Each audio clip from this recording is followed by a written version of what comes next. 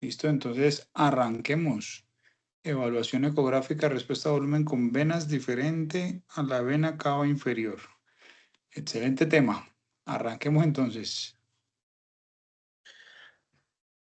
Bueno, siguiendo con los temas pues de la programación, hoy vamos a hablar sobre focus para la evaluación ecográfica de la respuesta a volumen con venas diferentes a vena cava inferior.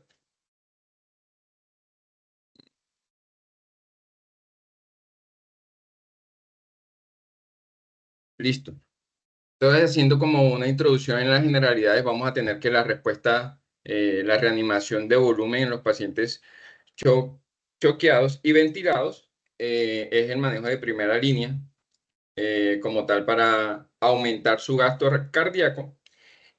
Y la evaluación de la respuesta a fluidos nos va a orientar más que todo cómo estamos o cómo vamos a manejar ese paciente, porque como sabemos vamos a tener pacientes que van a responder a fluidos y otros que no. Y esto lo debemos tener muy en cuenta porque sabemos que la hipervolemia va a tener efectos deleterios en los pacientes. Y ya hace varios tiempo se viene hablando, se ha estudiado que las mediciones estáticas como la presión arterial media, la frecuencia cardíaca, y la PVC no son una buena medida para evaluar esta respuesta a volumen. Y tener en cuenta que de todos los pacientes que vamos a tener choqueados o críticos, aproximadamente solo el 50% de estos pacientes van a ser respondedores a volumen. Esto es un dato muy importante.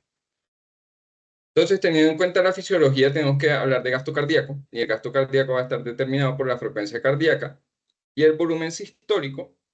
Y este volumen sistólico va a ser la diferencia entre el volumen telediastólico, que son aproximadamente 120 mililitros, y el volumen telesistólico, que es aproximadamente 50 mililitros, para tener un total de volumen sistólico aproximadamente de 70 mililitros. Este volumen sistólico va a estar determinado por la poscarga, que es la fuerza que se opone al vaciamiento, a la salida de sangre del ventrículo, a la contractilidad que tenga este ventrículo y este corazón para bombear la sangre, y va a estar determinado también por la precarga, que va a estar determinada por la presión intratorácica y el retorno venoso. El retorno venoso va a estar determinado por la presión media sistémica menos la presión de la aurícula derecha sobre las resistencias vasculares sistémicas. Y entonces, para hablar de esto, tenemos que conocer un poco de la fisiología del retorno venoso y vamos a tener que el volumen sistólico va a ser calculado como 2.68 por el área de superficie corporal total, y de este total vamos a tener que el 70 al 75% va a estar en el sistema venoso y que va a estar dado por estos dos volúmenes. El 70 al 75% va a ser un volumen no estresado y el 25 al 30% va a ser un volumen estresado. ¿Qué es el volumen estresado? Ese volumen que genera flujo y genera tensión sobre las paredes, y el volumen no estresado es el volumen que vamos a tener de reserva en el lecho espláncnico, que es muy susceptible pues a las catecolaminas, y va a estar mediado por el sistema nervioso simpático. Este volumen no va a generar distensión venosa, va a generar distensión venosa, pero sin generar tensión. Y nuevamente, teniendo en cuenta la curva de Frank-Starling, vamos a tener pacientes que van a estar en esta zona, que es la zona de precarga dependiente. Estos son los pacientes que, si yo les pongo volumen, si tienen una buena contractilidad, va a aumentar su gasto cardíaco, y vamos a tener pacientes que son precarga dependientes, que por más que yo les ponga volumen a estos pacientes no van a aumentar su gasto cardíaco. Nuevamente, tener muy en cuenta la parte de la fisiología de la respiración, porque además de la vena cava inferior, vamos a evaluar otras venas que aún hacen parte del intratorácicas, entonces también van a estar afectadas por las presiones de la caja torácica. Entonces, a la inspiración espontánea vamos a tener que las presiones se vuelven más negativas, y esto va a hacer que la sangre fluya a nivel de la aurícula derecha y posterior cumpla todo el ciclo. Esta inspiración va a ser un método activo, lo vamos a controlar nosotros y va a estar determinado por el diafragma. Y en la expiración las presiones van a volver a su estado basal, va a estar determinada por los intercostales internos, el recto anterior del abdomen y los oblicuos, y esta expiración es pasiva.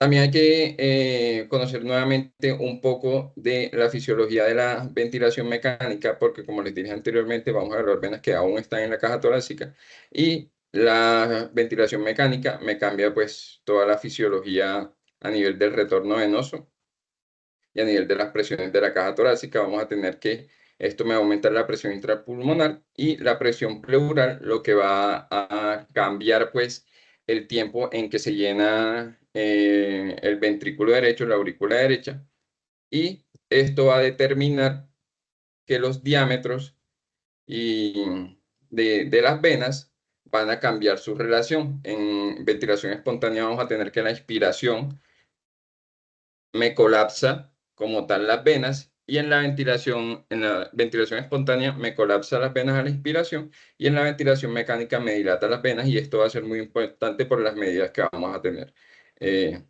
más adelante.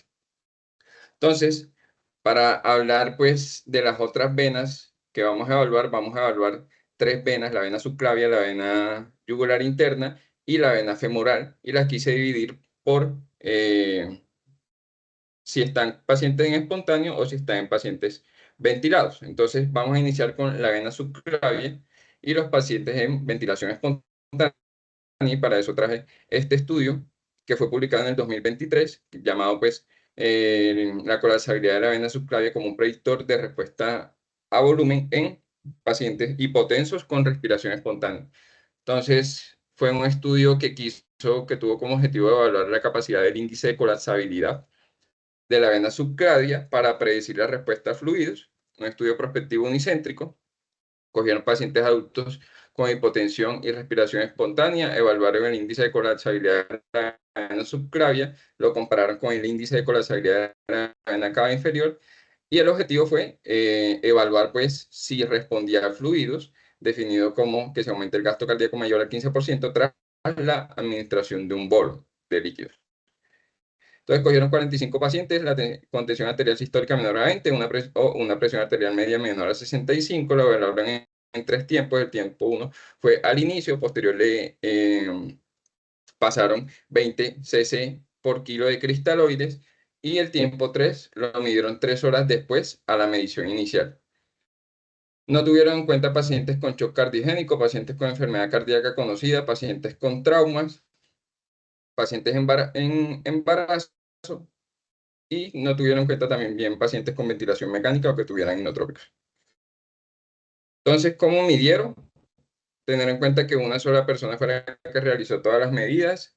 El índice de colapsabilidad de la vena cava inferior, pues lo midieron con el método estándar que ya lo hablamos anteriormente, con la vista subsifoidea o subcostal. Y la vena subclavia la midieron con una sonda lineal en el triángulo del pectoral, como lo vemos acá en el plano sagital, midieron en modo M, como lo podemos ver acá. El gasto cardíaco lo midieron mediante BTI y utilizaron esta fórmula para calcular el índice de colapsabilidad. Diámetro máximo menos diámetro mínimo sobre el diámetro máximo. Entonces, esta fue como la tabla demográfica. Encontraron que 33 pacientes fueron respondedores y 12 pacientes no fueron respondedores. Aquí, a tener en cuenta, la mayoría de pacientes tenían infecciones pulmonares, asociadas también tenían infecciones urinarias, y miren pues acá la cantidad de líquido que le infundieron, 1200 mililitros en promedio, del tiempo 0 al tiempo 1, y del tiempo 1 al tiempo 2 ya también le habían administrado 760 mililitros, prácticamente 2 litros de líquido. Entonces acá podemos ver el índice de colapsabilidad de la vena cava inferior. Inicialmente en el tiempo 0 fue de 64, más o menos 20, en el tiempo 1 de 47, más o menos 15, y en el tiempo 3 de 34, más o menos 12. Y en el índice de colapsabilidad de la subclavia fue de 55, más o menos 21, 35, más o menos 15, y 25, más o menos 17, pues que son unos índices de colapsabilidad pues bastante elevados. ¿Y qué determinaron ellos? Que cuando tienen un paciente que tiene un índice de colapsabilidad mayor a 46 con una sensibilidad del 87 y una especificidad de 66.6%, tenía un área bajo la curva de 0.64 para detectar los pacientes que iban a ser respondedores a volumen. Aquí está la curva del área bajo la curva. Vamos a tener en cuenta que la de la vena cava inferior también es muy parecida, sin embargo, pues la de la vena subclavia está un poco mejor.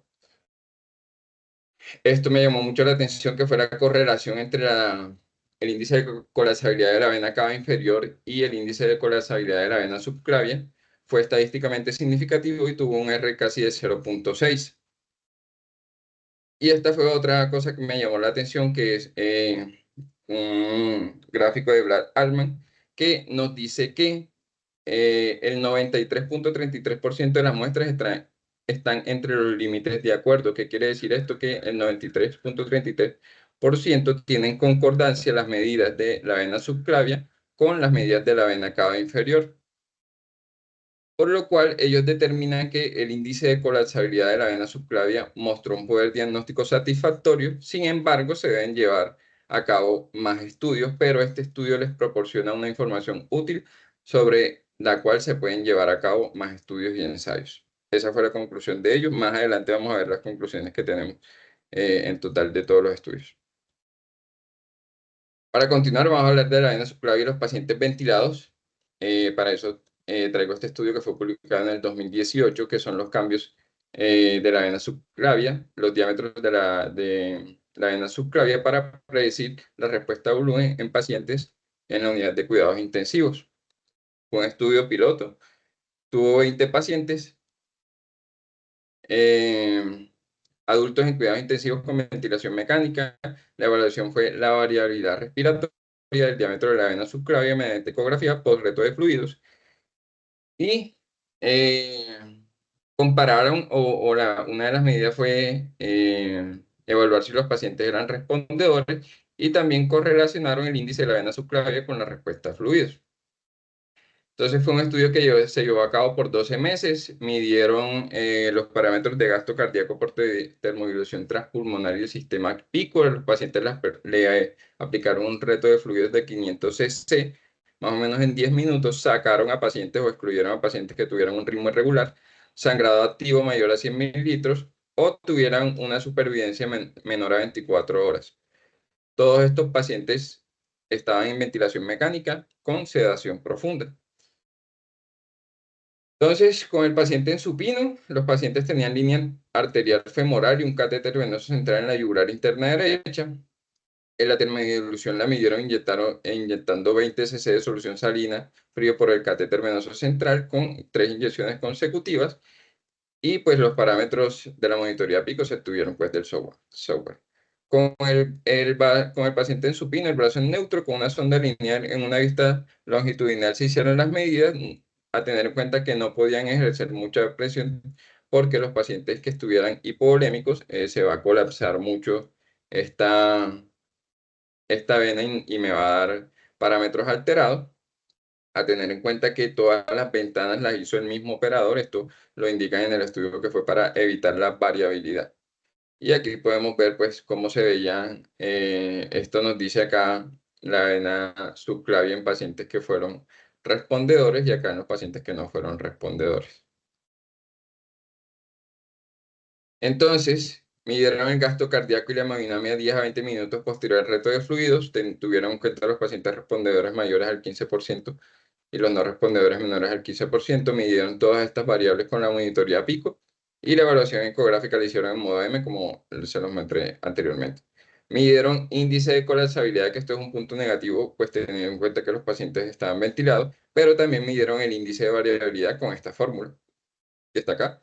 Diámetro máximo menos diámetro mínimo sobre la suma del diámetro máximo más el diámetro mínimo entre 2.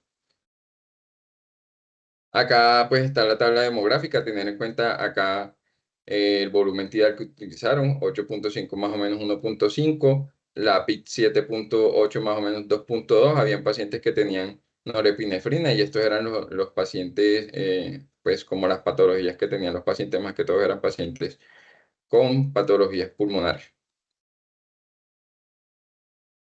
Estos fueron los parámetros hemodinámicos antes y después de la expansión de volumen de todos como tal. Pero acá vamos a encontrar los parámetros de los pacientes respondedores y no respondedores. Y vamos a tener que el índice de variabilidad, como lo tenemos acá en los pacientes respondedores, inicialmente iba a ser de 34 y en los pacientes no respondedores iba a ser de 9 más o menos 5. Y el índice de colapsabilidad, pues que lo midieron acá, también era mayor en los pacientes respondedores que en los no respondedores. Entonces ellos determinaron que cuando tenían un índice de variabilidad mayor a 14, con un intervalo de confianza del 95%, sensibilidad de 100, especificidad del 82%, con el R de 5.5 tenía un área bajo la curva de 0.97. Y a tener en cuenta, ellos dicen ahí que cuando tienen un índice de variabilidad, pues que se aumenta 1% a partir de 14, van a tener que el gasto cardíaco aumenta de 0.58 con un R2 de 0.72. Entonces, lo que concluyen que en el estudio pues, piloto, la evaluación de los parámetros de la vena cava superior en la UCI fueron indicadores fiables para evaluar la respuesta fluida en pacientes críticos, sedados, muy importante, en ventilación mecánica. Ahora vamos a pasar a la vena yugular interna y pacientes ventilados. Traigo este estudio publicado en el 2014, la distensibilidad de la vena yugular como predictor de la respuesta fluida en pacientes sépticos. Fue un estudio prospectivo unicéntrico, midieron el diámetro y el índice de distensibilidad de la vena yugular interna para evaluar respuestas fluidas en pacientes sépticos. Cogieron pacientes bajo ventilación mecánica, les midieron el índice de distensibilidad, también compararon y midieron la variación de la presión de pulso y la presión venosa central. Y el outcome primario fue la predicción de la respuesta a la administración de líquidos, definida como un aumento del índice cardíaco mayor a 15% tras la expansión de volumen. 50 pacientes sépticos, definidos la sepsis pues, por la campaña de Survival Sepsis, pacientes mayores de 18 años con ventilación mecánica, tener en cuenta acá los parámetros del ventilador, presión plato menor a 30, volumen corriente de 6 a 8 mililitros por kilo, la PI más o menos de 6, frecuencia respiratoria de 16 con una FIO de 40%. Como criterios de exclusión, sacaron a pacientes con antecedentes de enfermedad cardíaca, pacientes que tuvieran trombosis venosa de la vena yugular y pacientes con fibrilación auricular. Entonces, con esta fórmula midieron la variabilidad de presión de pulso, tenían una línea arterial, con eso iba midiendo el índice cardíaco, la frecuencia cardíaca, la PAN y la variabilidad de presión de pulso. Teniendo ellos en cuenta un parámetro anterior de estudios previos que decía que con una variabilidad de presión de pulso mayor a 13, se identificaban pacientes que aumentaban su gasto cardíaco en un 15%, posterior a la administración de 500 cc de coloides. Desde ahí partió pues como la idea de hacer este estudio. Entonces midieron el índice de variabilidad o midieron la vena yugular con una ecografía pues bidimensional a nivel del cartílago cricoides, midieron el diámetro antero-posterior en modo M durante un ciclo respiratorio, midieron en T0, la primera medición, posterior a eso administraron 7 cc por kilo de cristaloides y el T1 poslíquidos. Índice cardíaco mayor a 15 responde, índice cardíaco menor a 15 no responde. Esta fue la fórmula que utilizaron. Diámetro de la vena yugular máxima en inspiración, menos diámetro de vena yugular interna mínimo en expiración sobre el diámetro de la vena yugular interna mínimo en expiración por 100 para que nos dé un valor en porcentaje. Aquí vamos a ver pues, la posición del transductor con un transductor lineal. Lo midieron acá a nivel del cartílago cricoides.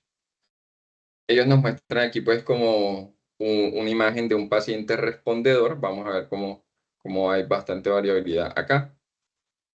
Y esta es la imagen de un paciente no respondedor, la que nos muestran en el artículo. Entonces, a tener en cuenta acá vamos a tener los pacientes respondedores, acá los pacientes no respondedores, 30 fueron respondedores, 20 no respondedores. Sin embargo, hay que tener en cuenta acá que estos pacientes no estaban choqueados, tampoco tenían una frecuencia cardíaca aumentada. pues, parámetro a tener en cuenta. Y acá vamos a tener los cambios en el índice cardíaco que posterior a T1 fueron estadísticamente significativos.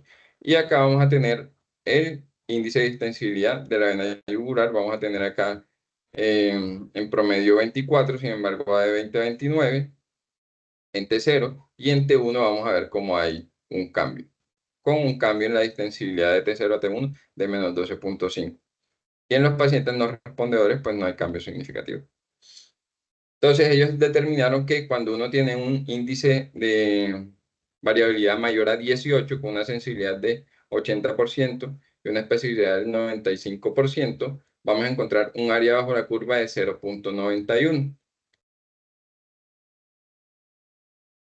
Y como otro parámetro a tener en cuenta que ellos determinaron fue que cuando tienen un índice de distensibilidad mayor a 9.9 y con una presión, una variación de la presión de pulso mayor a 12, encontrar una sensibilidad del 100% y una especificidad del 95% para determinar si los pacientes son respondedores o no respondedores.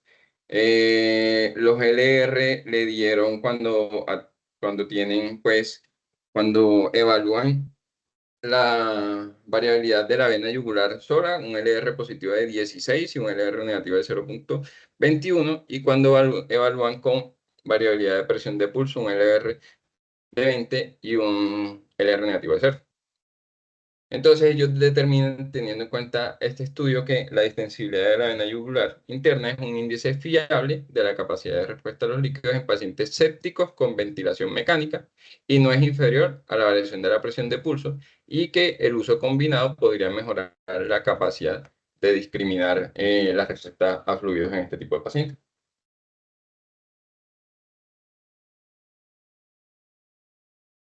Pasamos a vena yugular interna y pacientes en espontáneo. Traigo este estudio que fue publicado en el 2017, un ensayo clínico observacional prospectivo, fue unicéntrico. El objetivo fue evaluar la eficacia del índice de colapsabilidad de la vena yugular interna como alternativa al índice de colapsabilidad de la vena cava inferior. Eh, Cogieron pacientes adultos con sepsis que no recibían ventilación mecánica, evaluaron el índice de colapsabilidad de la vena yugular mediante ecografía, lo compararon con el índice de colapsabilidad de la cava inferior, y el objetivo era predecir la respuesta a volumen o el índice cardíaco posterior a la maniobra de elevación pasiva de las piernas. Cogieron 44 pacientes sépticos definidos por Survival Sepsis, pacientes que no tenían ventilación mecánica. Todos estos fueron los criterios de exclusión: menores de 18 años, embarazo, estenosis aórtica severa, ritmos irregulares, contraindicaciones para elevar a las piernas como fracturas de extremidades y pelvis, pacientes con IMC mayor a 40, pacientes que tuvieran trombosis venosa profunda y pacientes con hipertensión intraabdominal, porque sabemos que esto también cambia pues, los diámetros de la vena. Las mediciones de los índices de colapsabilidad las recogió un solo un operador. El índice de colapsabilidad de la vena cava inferior lo midieron, pues como ya hemos explicado anteriormente, 2 centímetros antes de la aurícula derecha, y la vena yugular interna la midieron con un transductor lineal en modo B, transversal al eje corto a nivel del cartílago cricoides. Se reconoció que estamos en la vena mediante compresión, y los diámetros se midieron utilizando el modo M durante un periodo de 20 segundos. Utilizaron esta fórmula para calcular el índice de colapsabilidad e hicieron 3 medidas. La primera medida, paciente de 45 grados. Inicialmente, posterior a esto, hicieron la maniobra de elevación de las piernas y tomaron las medidas un minuto después de esta maniobra, y la tercera medida fue 2 horas después, 2 minutos, 2 horas después de haber realizado eh, la primera medición, que era acá. Evaluaron pacientes respondedores con un gasto cardíaco mayor a 15% y los no respondedores menor a 15%. Esta fue como la tabla demográfica que nos ofreció el estudio, pues muy pocos datos. índice de masa tuvieron en cuenta los índices de masa corporal, el Apache y el SOFA. 23 pacientes fueron respondedores y 21 pacientes no fueron respondedores. Y acá podemos ver el índice de colapsabilidad de la vena yugular interna. En el estadio 1, los pacientes tenían un índice de colapsabilidad de 39%, los que fueron respondedores más o menos 8, y los que fueron no respondedores de 26 más o menos 7. En el estadio 2, después de la elevación pasiva de las piernas, los índices de colapsabilidad fueron prácticamente iguales en los dos grupos. Y en la tercera medición ya se vuelve a ver el índice de colapsabilidad en los pacientes respondedores bastante elevado en comparación con los no respondedores. Y ellos que determinaron que en los pacientes, cuando tenían un índice de colapsabilidad de la vena yugular interna mayor a 36, con una sensibilidad del 78 y una especificidad del 85%, tenían un área bajo la curva de 0.87. Y con eso, los LR daban de un LR positivo aproximadamente 5.2 y un LR negativo de 0.26. Sin embargo, también ofrecen esta gráfica que es una gráfica de correlación, donde correlacionaban el índice de colapsabilidad de la vena cava inferior con el índice de colapsabilidad de la vena yugular interna. Y tenían un R de 0.95. La conclusión de ellos fue que el índice de colapsabilidad de la vena yugular interna es un parámetro preciso, fácilmente adquirible y no invasivo de la capacidad de respuesta a los líquidos en pacientes con sepsis que no están ventilados mecánicamente y parece ser un complemento razonable al índice de colapsabilidad de la vena cava inferior. Sin embargo, hay que tener en cuenta de todas las limitaciones de la vena cava inferior que ya hablamos anteriormente, y si esta vena yugular interna se correlaciona tanto con la vena cava inferior, pues lo más probable es que también tenga todas estas limitaciones. Entonces es un parámetro a tener muy en cuenta. En cuanto a la vena femoral y pacientes en espontáneo, la verdad hay muy poca información sobre esta vena, pero pues traje a colación este estudio que fue publicado el año pasado. Tuvieron como objetivo evaluar la utilidad del índice de colapsabilidad de la vena cava inferior, de la vena femoral, perdón, y compararla con la evaluación convencional de la vena cava inferior en pacientes con dolor torácico en el servicio de urgencia. Fue un estudio prospectivo unicéntrico. Cogieron pacientes con dolor torácico, evaluaron el índice de colapsabilidad de la vena femoral, lo compararon con el índice de colapsabilidad de la vena cava inferior y pues determinar la correlación entre, y además de eso su relación con el gasto cardíaco. Fueron en total 85 pacientes que ingresaron con dolor torácico. Los criterios de exclusión fueron pacientes menores a 18 años que tuvieran masa abdominal, también los excluyeron. Hipertensión pulmonar grave, que tuvieran oclusión de la vena femoral por X o Y motivo, que tuviera TBP o un filtro de la vena cava inferior, pacientes en embarazo, pacientes con infarto del miocardio con elevación del ST, edema pulmonar, ICC, con fe reducida, que tuvieran inestabilidad o ventilación mecánica. Entonces, la vena cava inferior la midieron por ventana subcostal en modo M, como lo vemos acá. Acá está el modo M. Y la vena femoral con una sonda lineal, midieron la vena femoral 2 a 4 centímetros debajo del ligamento inguinal. Lo podemos ver acá, se midió cuando la safena ya no se veía y utilizaron el modo M para tomar las medidas.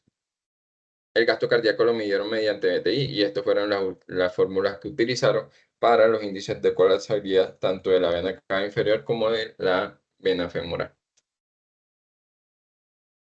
Entonces, ¿qué encontraron? Este fue los parámetros anterior a la prueba de elevación pasiva de las piernas, que fue lo que les hicieron. Tuvieron los diámetros, acá los podemos ver, diámetro máximo de la vena femoral, el diámetro mínimo, y el índice de colapsabilidad, todos fueron estadísticamente significativos. Un índice de colapsabilidad de 0.05 pre-prueba y posterior a la prueba de 0.04. Acá podemos ver como los intervalos. Sin embargo, ellos compararon también los índices de colapsabilidad tanto de la vena cava inferior con la vena femoral, con los índices de gasto cardíaco y cómo se correlacionaban. Sin embargo, tuvieron coeficientes de correlación muy bajos y determinaron pues que concluyeron que la vena femoral puede no ser una alternativa precisa para la evaluación del volumen en la corte, pues que eran los pacientes con dolor torácico, y que estas métricas no se correlacionaban y podrían no ser precisas para la capacidad de respuesta a volumen. Y por último, traigo este metaanálisis que fue publicado este año. Acá vamos a ver ellos escogieron nueve estudios, evaluaron estudios hasta 2024, estudios prospectivos que incluyeran vena cava inferior, vena subclavia y vena yugular interna,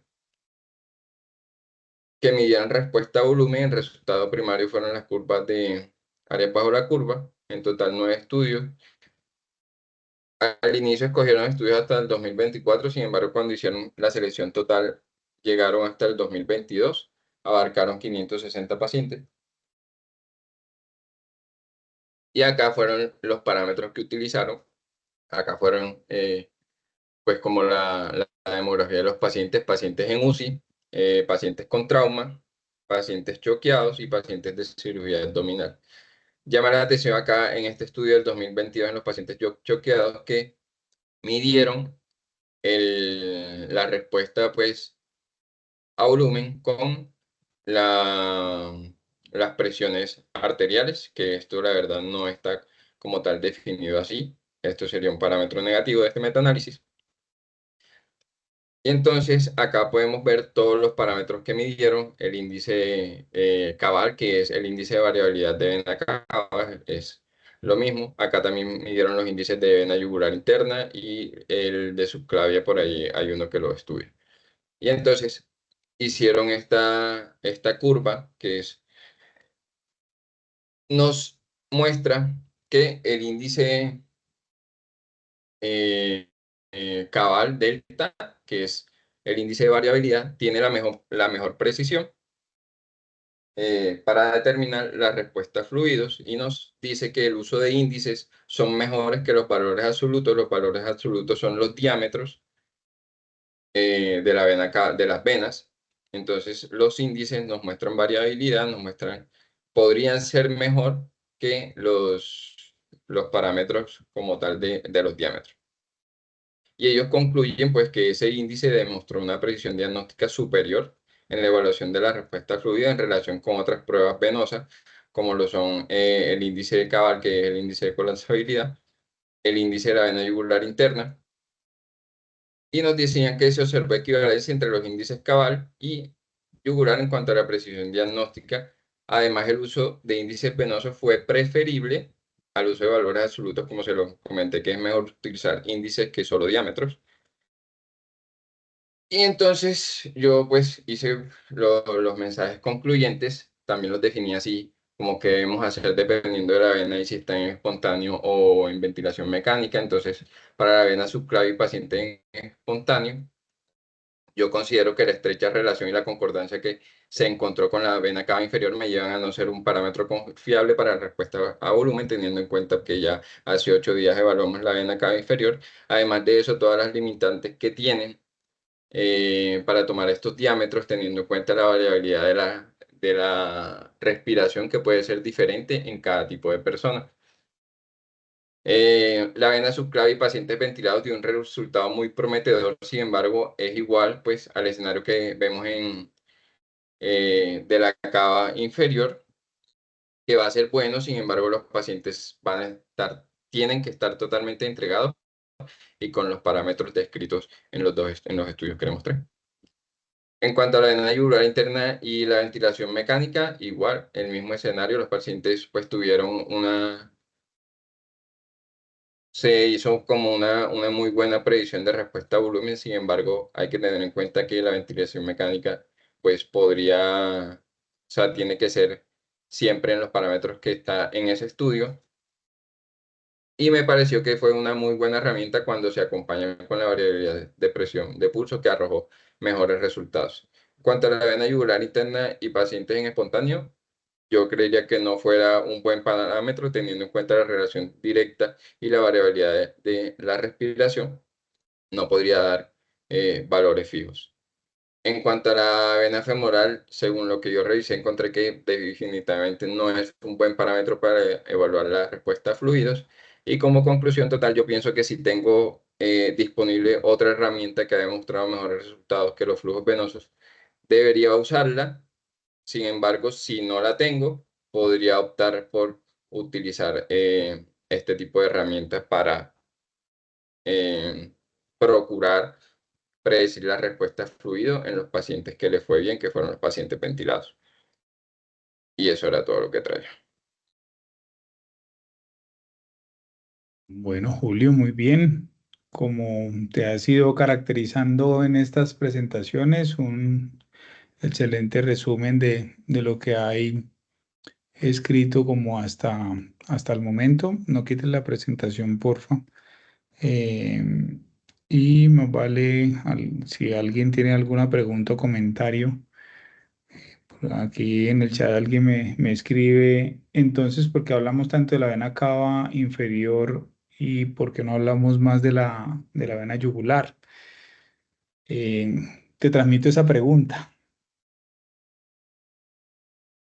Uf, Si los pues, números son así como los muestras, ¿mm? y ya tuvimos la clase previa donde vimos como el escenario de la cava y que todo el mundo habla de la cava y usamos la cava y volteamos en la cava, pero muestra los números de la yugular y venga, entonces, ah, ¿por qué nadie hace la yugular? Pero es que prácticamente son los mismos resultados. En la vena yugular yo considero que en pacientes en espontáneo no sería una buena medida, pero si el paciente está ventilado como tal, acoplado al ventilador con los parámetros establecidos en los estudios, podría ser una buena medida, como lo es en la vena cava inferior, como lo determinamos hace 8 días en el estudio de Bavier, que si el paciente tiene esos parámetros, podría ser una buena opción para evaluar la respuesta a volumen. O sea, es que yo pienso que es como todo está conectado y es un flujo retrógrado y es extrapolable. O sea, lo que yo podría ver, por ejemplo, en la subclavia, si tengo el paciente en ventilación espontánea, me va a alterar igual que la vena cava inferior. Y si tengo el paciente ventilado con los parámetros establecidos, me podría ser una buena ayuda. Ujú. Ok. Igual pensar que todas se comportan exactamente igual tampoco es necesariamente una relación lineal entre todas al tiempo. Es decir, yo no necesariamente puedo transpolar o solapar que lo que pasa en la cava inferior es exactamente lo que pasa en la superior y de ahí para allá lo que pasa en la yugular y lo que pase en la subclavia. Y de hecho ya les voy a mostrar lo que pasa con la subclavia y al tiempo lo que pase, por ejemplo, en la innominada o lo que pase en una vena periférica. Porque como son venas, entonces están conectadas y todo el sistema está conectado, entonces en todos lados tiene que pasar lo mismo. Pues la respuesta es no, porque todas tienen factores externos distintos. Mire lo que pasa con la cava, está dentro de la cavidad intraabdominal, la que estamos evaluando. Entonces tiene el efecto de la presión intraabdominal, el efecto de la presión intratorácica por encima. Acá la yugular no tiene ese efecto directo, sino que está es por debajo del efecto de la presión negativa cuando está respirando, pero no le está afectando ninguna presión externa real, sino la costera según el transductor. En cambio, la cava tiene el hígado encima. Entonces, no son iguales las condiciones de todos los flujos venosos solo por ser venas, ¿sí? No todos los seres humanos somos iguales por ser seres humanos. No nos comportamos igual. Las venas no se comportan exactamente iguales. Sí, reciben el flujo, sí, tienen unos principios básicos que comparten, pero se comportan distinto. Y por eso es que también voy a aclarar algo de lo que mencionaste ahorita. Entonces, como la yugular dio un R de 0,9 con la cava, entonces por eso es mala.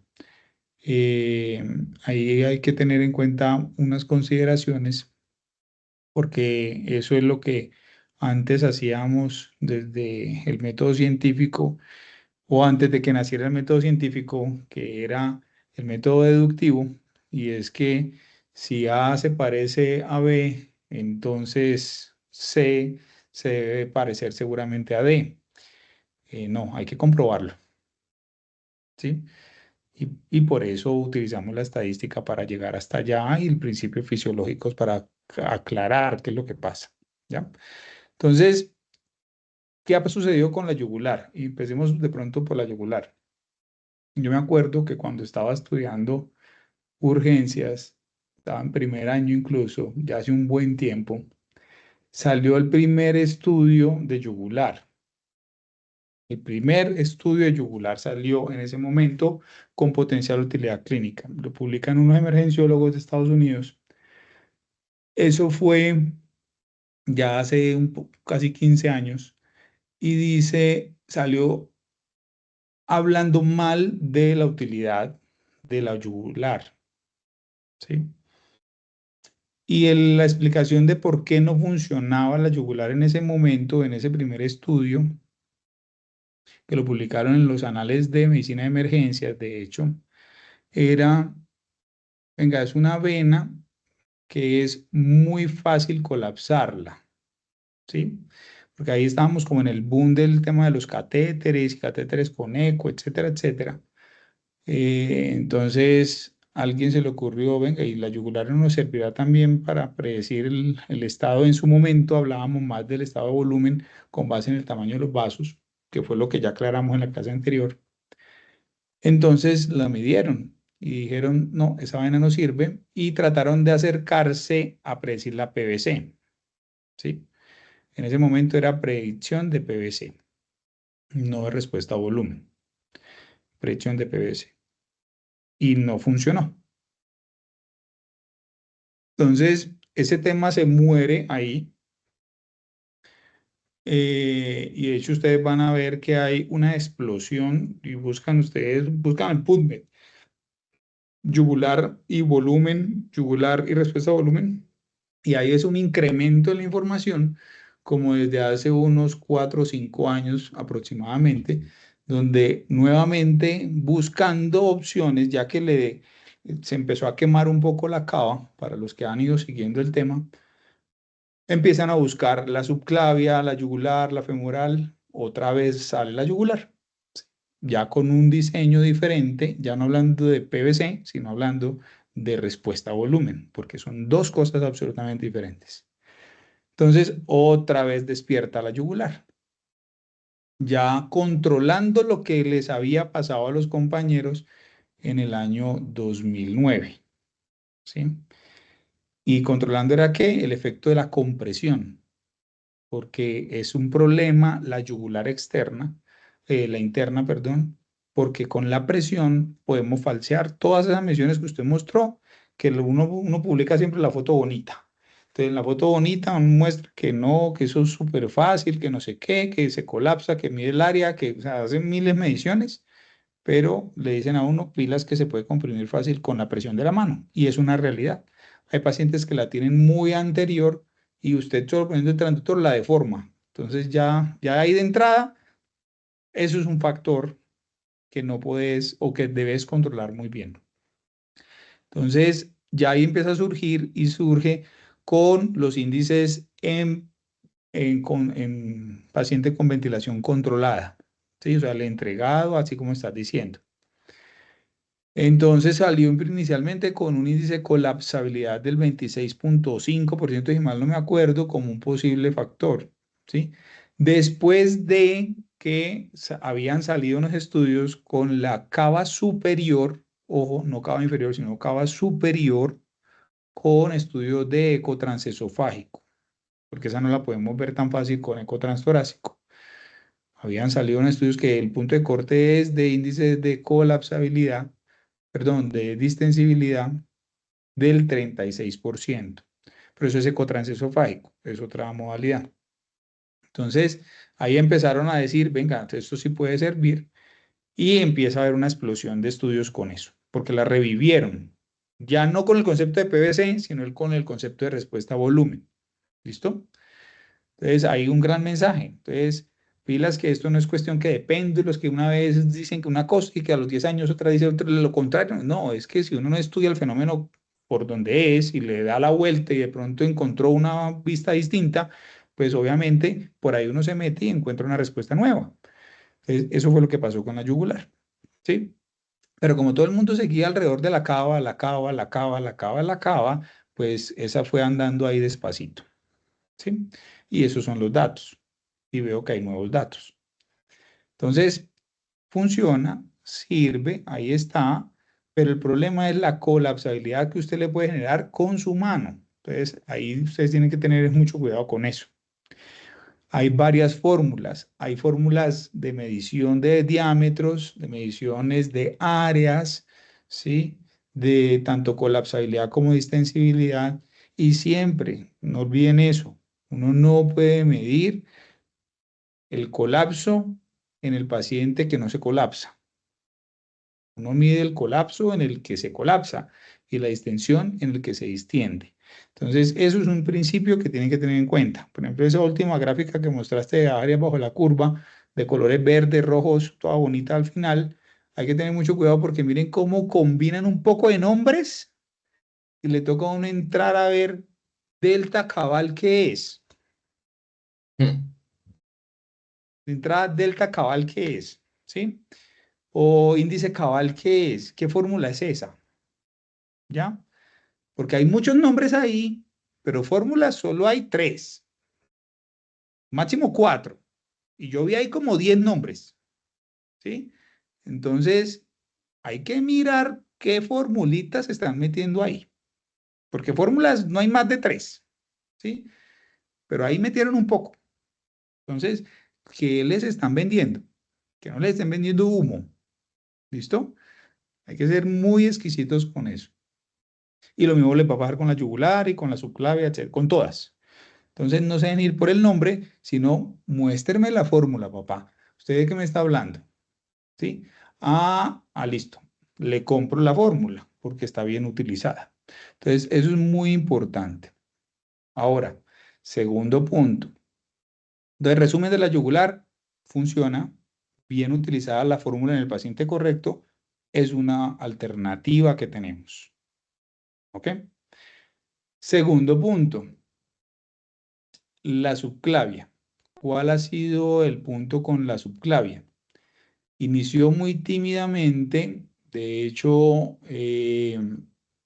empezaron con un estudio piloto que es el de Girbaud, o bueno, como se le llame el doctor, y ponga de hecho esa diapositiva, por favor, porque les quería mostrar una cosa, y es algo que uno nota que tiene que tener mucho cuidado y que en revisiones previas yo les he hecho énfasis a algunos compañeros sobre eso, y es que hay que tener cuidado en el punto donde uno mide las cosas en la subclavia. Los que ponen catéteres por eco de la subclavia, de pronto y con el detalle que de pronto le han puesto cuando están mirando la subclavia, se han podido dar cuenta que cuando uno coge la subclavia en longitudinal, la porción que está más intratorácica, muestra la imagen de la ecografía. No esa, sino la imagen de la ecografía. Es Esta la tengo acá. Sí. la foto de la... No, pero el estudio como tal. Esa no es. Mm, Venga, dele ahí a aceptar.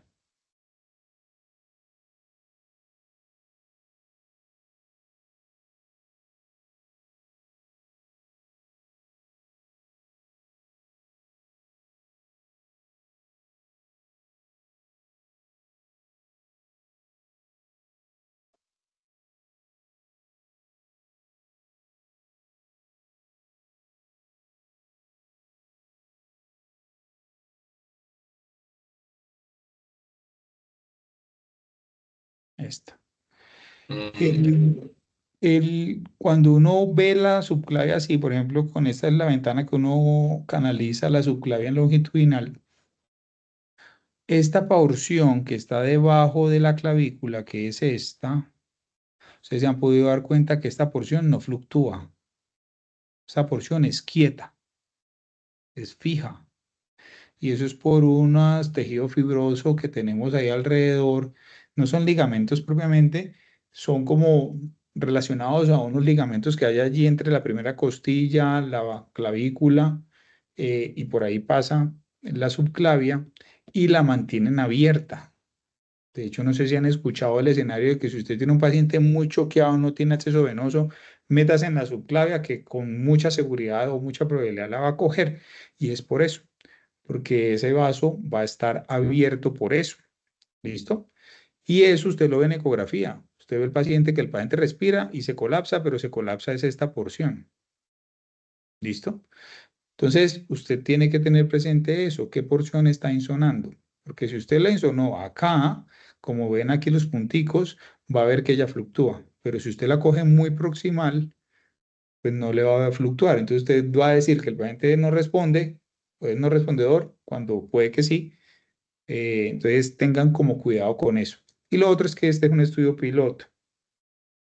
¿Listo? Un estudio piloto es un estudio de factibilidad, donde uno mide un mundo de cosas, calcula un poco de cosas, pero realmente la certeza estadística de eso es un paso siguiente. Es en otro estudio, donde yo calcule los poderes estadísticos para definir si sí o si no. Entonces tengan mucho cuidado con eso. Ese es como el problema de la subclavia y hay datos que muestran que pudiera funcionar, otros que dicen de pronto no tanto así. Entonces todavía estamos un poquito en deuda con la subclavia, ¿ya? Pero la situación parece que sí. Tiene mejor soporte la yugular que la subclavia, pero pareciera que sí. La que sí todavía quedó como ahí penando es la femoral y a esa le falta información. A esa nos falta entenderla un poco mejor o estudiarla más, fundamentalmente, para poder entenderla o mirarla desde la otra óptica para poder entender un poco mejor qué es lo que pasa con la femoral o si definitivamente no nos va a funcionar, porque también puede pasar. ¿Listo? Entonces, ese es el punto con la subclavia, que hay que tener como esa precaución, ¿de acuerdo? Y que su mayor utilidad también puede ser en la distensibilidad, puede ser, miren que uso mucho la palabrita puede, porque todavía estamos como en deuda de tener información de mayor robustez que nos permita decir sí, efectivamente, ¿de acuerdo? Entonces, eso eran como los puntos que les quería comentar adicionales a los que nos mencionó Julio ahorita y como complementando las conclusiones que él nos ha dejado el día de hoy. No sé si hay algún comentario adicional o alguna pregunta que haya surgido durante esta clase.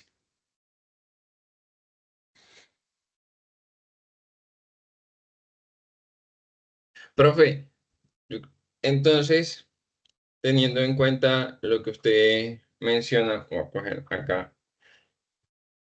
esta de la yugular interna en paciente espontáneo, o sea, yo considero que como ahí muestran que se correlaciona pues tanto con con las mediciones de la cava inferior, no me podría ser útil. Y teniendo en cuenta también que todas las limitaciones que tenemos en un paciente con respiración espontánea, que puede ser que el paciente haga una respiración forzada, como lo vimos anteriormente, que el paciente pues respire en espontáneo o respire en esa respiración olfateo que han mencionado acá.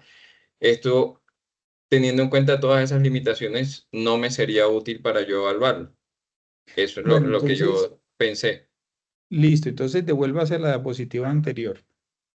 Miren que uno cuando hace análisis estadísticos tiene que, uno, estar como, eh, ¿Cuál le pongo, profe? déjela en esa un momentico, como cuando uno empieza a cruzar como variables, uno puede cometer entre comillas, el error de empezar a asumir cosas. Pero digamos que eso es generar una hipótesis y esa hipótesis uno la tiene que comprobar. Entonces, digamos que la apreciación que usted tuvo en esa correlación, ya le voy a explicar qué es esa correlación. Entonces, lo que uno tiene que hacer en esa correlación que usted acabó de mencionar y es Venga, el índice de colapsabilidad de la yugular se correlaciona con el índice de colapsabilidad de la cava, ¿sí? Y ya le voy a mostrar cuál es la correlación.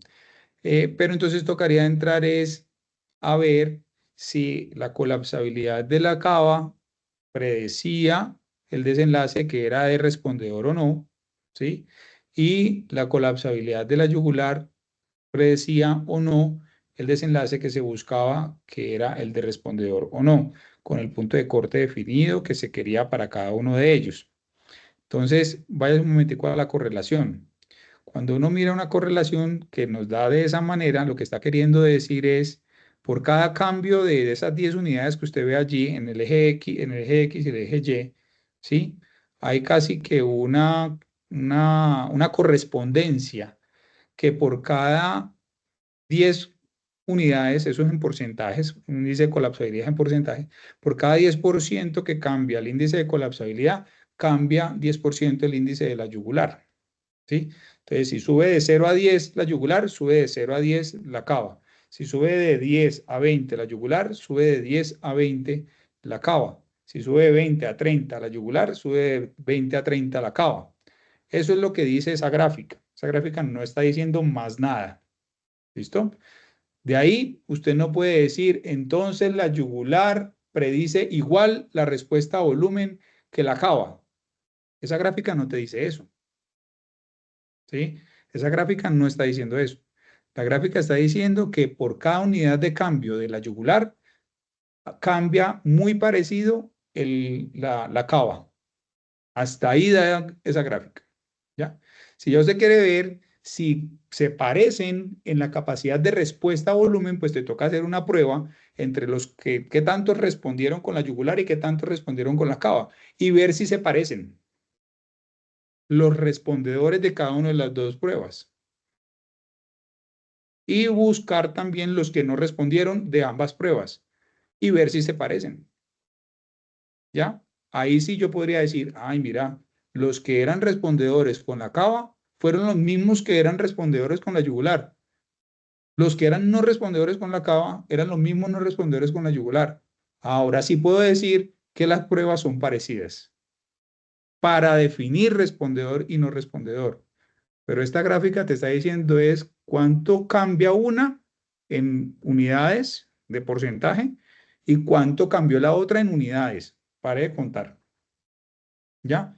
Si yo ahí le pusiera frecuencia cardíaca abajo y presión arterial arriba, por ejemplo, y fuera la misma línea, entonces yo estoy diciendo es la frecuencia cardíaca cambia en tantas unidades por tantas unidades que cambia la presión. Ya. Para eso me sirve esa gráfica. Entonces, hay que tener cuidado de no darle más información de lo que me está dando esa gráfica. ¿Sí? No sé si me hice entender con la Sí, explicación. sí, profe. Entonces, le toca, hay que aplicarle una prueba para decir, vea, los mismos 20 pacientes, por decir algo, que respondieron con la yugular, son los mismos 20 pacientes que identificó la cava, y entonces decir, ah, ok, esas dos pruebas me detectaron los mismos pacientes, o me dejaron detectar los mismos pacientes. Entonces ahí ya sí yo puedo decir, ah, ok, son parecidas estas dos pruebas, o no son distintas estas dos pruebas, pero es otra prueba. ¿Listo? Entonces hay que ser muy cuidadoso con cómo doy yo la información con la prueba que estoy mostrando. ¿Ok? Sí. Listo, muy bien. Bueno, muchachos, entonces si no hay más comentarios o preguntas, muchísimas gracias nuevamente y bueno, que tengan buena noche, que descansen.